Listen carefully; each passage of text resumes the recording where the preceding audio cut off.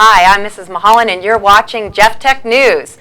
With me today, I have some of my students who went on the Europe trip with me in 2016. We're going to talk a little bit about that today. Here they are. Hi. I'm Ashley. I'm Melina. And I'm Garrett. And we are the Three Musketeers. We went to Europe in June of 2016. We went to Dublin, Ireland, and we went to England. We hit a number of different places in England. We hit Liverpool, we hit York, we hit Strafford, and then we hit London, and finally we ended up in Paris, France. So these are some of the students who went with me, and I'd like them to tell you a little bit about the trip, and then I can tell you what's in store for 2018. I had never been across the Atlantic, and it was an amazing opportunity when I was allowed to go, and I was beyond excited. And we fundraised, and we raised a whole bunch of money during the 2 years so to go, and I think it just turned out absolutely fantastic, and I loved every second of it. And that's a great thing that Ashley brought up too, because it's a very expensive trip, but it's something that we spent a great deal of time fundraising for. At some points, I had 3 different fundraisers going at the same time. We sell Mariana hoagies. We sold from the pie shop. We sold some salsa. We sold tickets that, like discount cards for different area businesses. We had a ton of different fundraisers going at. So it's a possibility for you to fundraise the entire trip. But you know, we also did some group fundraisers, some yard sales, and some other candy sales. And that money went toward getting a bus to take the students to and from the airport. It also covered all of their tip money, and I was able to give them a few dollars spending money as well. So it is possible to fundraise for the entire trip, even though it's a very costly but well worth the money. Totally worth it. So what do you think, Melina? It was a great experience, like totally eye-opening. I saw all the different cultures and all the different buildings. It was just a really good experience. I want to go back. Good. Good. How about you, Garrett? Well, I think the weirdest thing for me was when I got there, I was like expecting like everything to change, like, you know, it would be like another world, which it is to an extent, but like I didn't feel like I left the United States. Like, because when you go over there, you don't think of it looking the same. Like the trees are the same. Like everything's basically the same. Just the culture's different, the buildings, the different history, and it's all really interesting to find out and learn about. And I don't think it actually hit us until like maybe the first or like the second day or third day that like, wow, we're on a different continent. Like we're in a totally different country. And for a lot of the people on the trip, they had never been out of the country before. Right. So I think, which is also an amazing, why it's amazing that you had supplied us this trip. And being that this was my first rodeo doing something like this, I wanted to make sure that we went somewhere that the language wasn't a barrier. Although there were accents from both Ireland and England, they pretty much spoke English. So it made it feel like we were actually still in the United States. I think it's when we went to Paris and there was a little bit of a language barrier there that you started to feel like you were in a foreign country a little more. But England really looked like Pennsylvania. I mean, there was no different other than maybe a few more sheep hanging out in the pasture there. But other than that, it looks exactly like Pennsylvania. It's just, you start to realize how young our country is when you see some of the old buildings and things, and they start giving you the dates that they were created. You say, wow, you know, that was way before we even discovered America in some cases. So I thought that was really interesting too. And with the language barrier, we were unbelievably lucky to have Greg, who was from Paris, who was very understanding with the fact that, you know, all of us were like, we have no idea what you're saying. Greg, can you help us? And he was a very helpful, and I was very grateful that we had him. And everyone in Paris was also very, very kind, and they were also very understanding that we're tourists and that we have no idea what you're saying, and they were at least nice enough to at least try to speak a little English for us. Right. And I think your tour director makes a huge difference in a trip. I chaperoned one with my daughter where we had a very poor tour director, and I made it abundantly clear I was never putting up with that. And I think because EF knows that that's what my expectations are, and because I am so assertive, they were sure to give us somebody really good, and I'm hoping that for the next trip that we get somebody who's able to, you know, take us around and do what they did on this trip, because one of the things that limits you on these trips are buses. The bus driver's only able to be with you so many hours because legally they're only allowed to drive so many hours. So sometimes you get limited if you have to take a bus to and from your hotel, where you have to let the bus driver go, so you're stuck going back to your hotel at 8 o'clock at night. Our tour director was cool enough to say, yeah, go ahead, bus, and then we took the metro a lot of different places, which allowed us to stay out a lot later. Now, with everybody being tired, that was a little difficult because some people were whining and saying they wanted to go back to the hotel and sleep, but I said, you know, you can sleep when you're not in Paris. So, and the kids were really good too. We had, you know, you're going to have your typical, everybody's tired, they're away from their family, they're eating different foods, and you're literally with this group of people constantly, so you can get on each other's nerves a little bit. But I think any drama that occurred and any problems that we had weren't really truly problems. They were just little glitches along the way that I think we were able to work out. And I think because I had such a great group of kids accompanying me, and I had such great adults with me as well. My chaperones were fantastic, and some of the parents that went along were fantastic as well.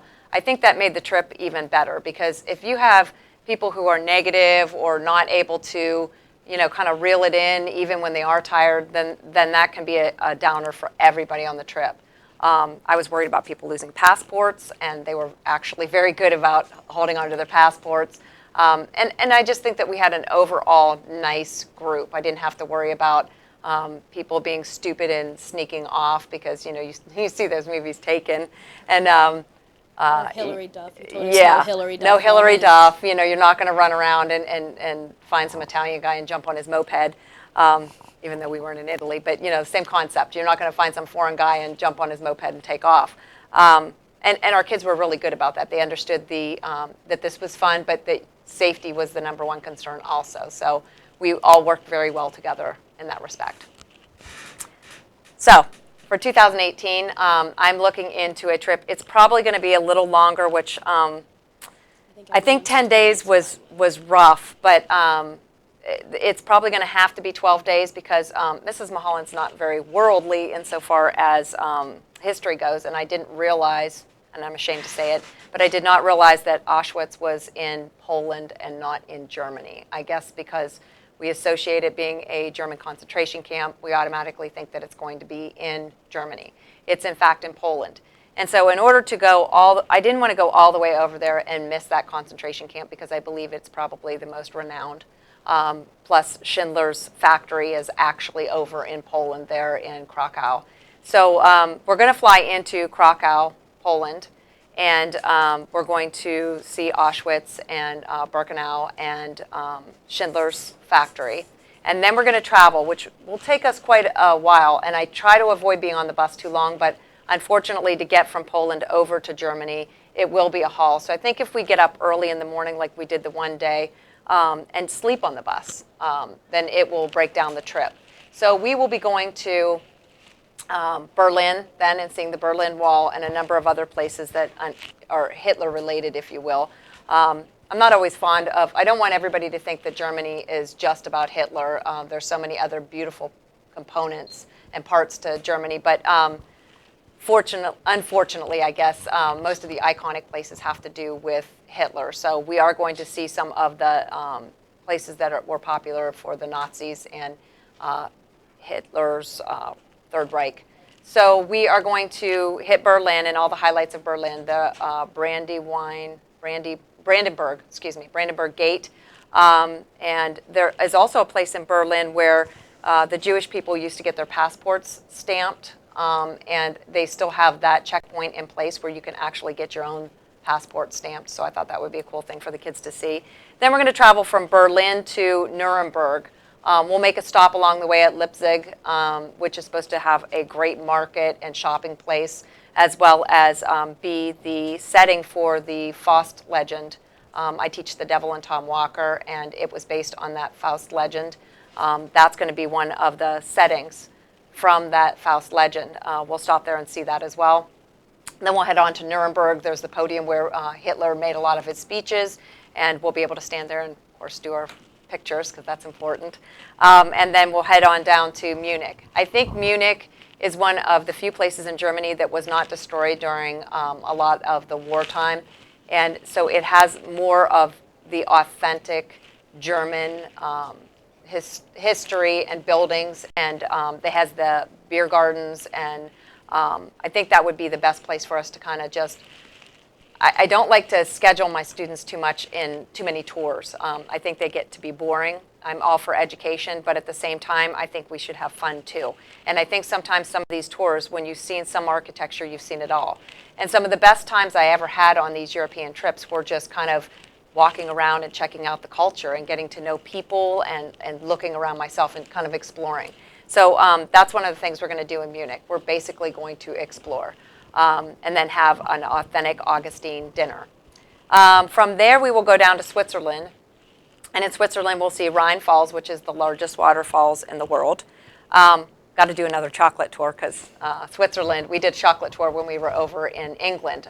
York, England has one of the first places that ever developed the candy bar. And they still make Kit Kats over there, and they were absolutely fantastic. So, of course, we have to do another chocolate tour. Lindt Chocolate is over in Switzerland, so we're going to be hitting that. We're also going to be hitting Mount Pilatus. There is a toboggan ride down the Swiss Alps that we're going to be doing too, which I think is going to be super cool. There's zip lining over there, but I'm not sure that it follows the regulations for safety. We're not sure if it's safe, so I don't want to schedule that. But if it does get approved, then obviously we'll be able to do it when we get over there. We're going to be checking out Lake Luzerne, which is one of the cleanest water lakes in the world. You can actually scoop some water right out of the boat and drink it. And then we're going to go from Switzerland down into Italy, and we'll take a boat from Switzerland into Italy. We'll go to Milan, which is the fashion capital of the world, and which I'm super excited for. And I want to see the Last Supper as well, which it's very difficult to get tickets for that, but we're going to go in groups because that's something I'm really, really insistent on a lot of people seeing, or the Great Dinner, as some of us called it. That's kind of a funny thing. When we were seeing Notre Dame in Ireland, Ashley, there was all these carvings on the building, and Ashley standing next to me, she goes, "Oh, Miss Mulhollan, doesn't this look like the Great Dinner?" And I'm like, "You mean the Last Supper, Ashley?" She goes, "Well, okay, but I'm not real religious, so." But it was really cute, so that kind of stuck with us. So we're going to go see the Last Supper or the Great Dinner. Anyway, we're going to see that, and then we're going to head over to Verona because the balcony for Romeo and Juliet is over there, and Juliet's statue. And so if you see a bunch of pictures of us with our hands on Juliet's breast, it's not us being inappropriate. It's actually a tradition for you to touch Juliet's breast for good luck. So we will probably have a lot of really risque pictures on our page for that. And then finally, we're going to end up in Venice. And you can walk Venice in 4 hours, the entire island. So that's going to be a place where we're going to do a lot of exploring too. And we're going to obviously do a gondola ride. Although I've heard that it's not as romantic as you think because the canals are actually used as their sewage system, but we're going to do it anyway because it's rite of passage. I'm also looking into trying to find a catacombs tour because when we were in Paris, we saw some catacombs, and we didn't do that because we didn't have time. It wasn't part of our schedule, but I know a lot of students were very interested in that, so I want to make sure that we are able to hit catacombs if possible, or do something cool like that too, because we did do a ghost tour when we were over in Dublin, which was pretty cool too. So I want to make sure that we do as much as possible that's going to be fun for students, but as educational as well. Speaking of education and fun, we saw a lot of educational things, but Miss Mulhollan is very, very advocate and very knowing about teenagers. And she didn't, of course we had our little, tours and stuff like that, but they were all interesting in some way. And with our ghost tour, I personally caught a ghost orb outside of a wall we ended up going to. It wasn't exactly at the time when we were on the ghost tour, but we did end up, I snapped it on the way on the bus, and there was a ghost orb, and it was very, very cool. And she was understanding because we were in Ireland, which is very, very haunted, and she understood that there was a whole bunch of different kids that loved ghosts and stuff like that. So she moved that into there, And she always asks us, what do you want to do? She doesn't just plan all this blindly and then forcing us to go. She asks us what we wanted to do. We wanted to go on the ghost tour. We wanted to go to the chocolate factory. And it was just amazing because she's very, very understanding. Oh, cool. Thank you. I did want to do that. The ghost tour actually wasn't even my idea. I had asked the students who were planning on going on the trip what they wanted to do while we were over there, and Mallory Ginther had suggested. She found this ghost tour, and I thought, hey, that's a good idea. So we set it up, and it ended up being pretty cool. So.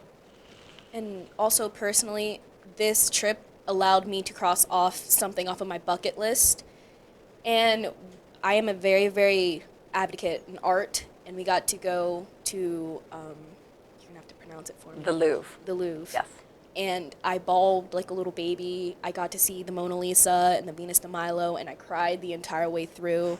And it was just amazing because it allows us to do things. And I know a couple other people got to do things that they were on their bucket list. Yep. The Eiffel Tower, I think. Eiffel Caitlin. Tower, Caitlin Ryder, who went on the trip, it was on her bucket list to go to the top of the Eiffel Tower, which we were eventually allowed to do, and which was amazing to see. Yeah. So that was also cool. As tired as I was, as much as some people were tired and whining, I thought, oh, why did I do this? And then Ashley standing there looking at the Louvre and crying and saying, I can't believe I'm standing here. And those are the moments that make it all worth it. You understand why you're tired. You understand why you had to get all these documents in place and work so hard to get these kids there, because education doesn't happen in the classroom. If it was up to me, I would take kids all the time outside of the classroom. I'd take them to businesses. I'd take them, I mean, I know our budgets don't allow for that, but that would be my ideal way of educating students. They see and gain more knowledge from going places, talking to people, and really seeing the world. And so when I saw that happening with my daughter, when she went on her trip, I said, you know, it's a shame that we don't offer this at Jeff Tech. And I finally have administration who's like, anything you can do for the kids, do it. And they supported me, and they helped me along the way. And if it weren't for that, I wouldn't have been able to offer it. But I think I saw so much growth and so much, I don't know, gratitude and appreciation as we went on this trip that I thought, I do want to offer another one. And I'm going to keep offering them every couple of years.